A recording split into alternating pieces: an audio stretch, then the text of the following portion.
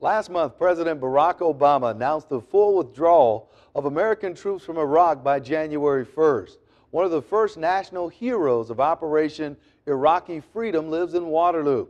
This former Marine looks back on his service with pride and no regrets.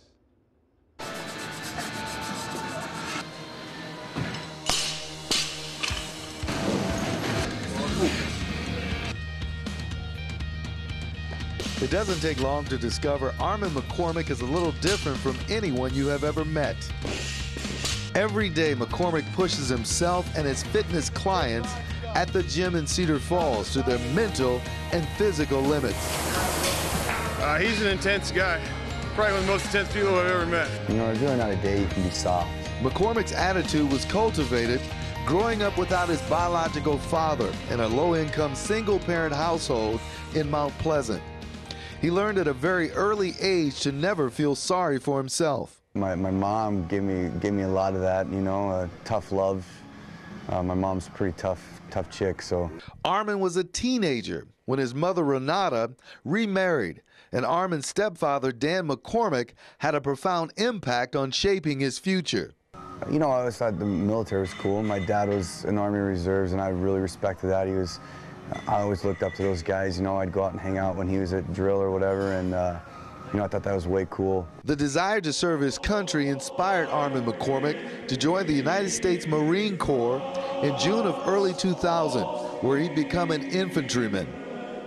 McCormick's life and the lives of all Americans would change forever just 15 months later. Well, I was getting my gas mask. We were about to go get gassed in training that day, and boom, someone turns the TV on, and dude, we're getting attacked. On my orders, coalition forces have begun striking selected targets of military importance to undermine Saddam Hussein's ability to wage war. Armand would have to wait 18 months, but he became one of the first in the United States military to be a part of Operation Iraqi Freedom. Corporal McCormick and his combined anti-armor team for 3rd Battalion entered Iraq on March 20th, 2003. As soon as he reached foreign soil, he was on ready alert. You wake up every day, you're kind of, you know, what's coming, you know? And then that day came, and it was like, boom, it's just one of those things that takes over. It was the morning of March 25th, 2003, Armand's 21st birthday. McCormick's combined anti-armor team was convoying down Highway 1 just south of Baghdad when it ran into a killer ambush of 150 to 200 heavily armed Iraqi fighters. Corporal McCormick was driving a lightly skinned Humvee with his team leader, Lieutenant Brian Shantosh, and Lance Corporal Robert Kerman on board. Separated from the platoon's lead tanks, the Marines were sitting targets on the road.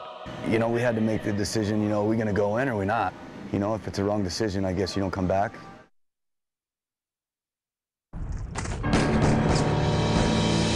Despite being outnumbered 40-1 and facing mortars, rocket-propelled grenades, and automatic weapon fire, Armand drove the Humvee directly into the enemy nest.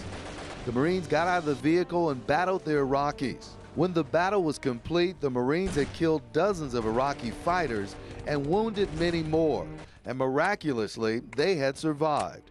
Armand says dying never crossed his mind. No, not at all. I didn't think about it. Maybe when we were done, I was like, whoa, you know, that could have been a wild time. Former U.S. Secretary of Defense Caspar Weinberger wrote about the daring Marines in the book Home of the Brave. And Armand McCormick won the Silver Star for his efforts that day, the 3rd highest honor given to a Marine. 2 months ago, Armand's wife Sarah gave birth to a son, Gabriel. McCormick is very proud of his service in the military, and while many consider him a hero, he doesn't. And he would never tell his son about his accomplishments, he says, unless Gabriel asks. It's not, he'll have to find out on his own. I'm not going to be one of those, you know, one of those guys that's like, yeah, check out what your dad did, you know, it's hindsight, you know.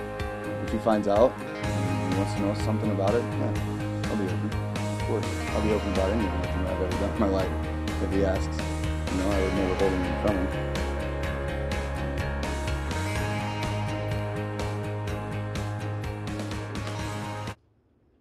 Armand McCormick did 2 tours of duty in Iraq before leaving the Marines in 2004.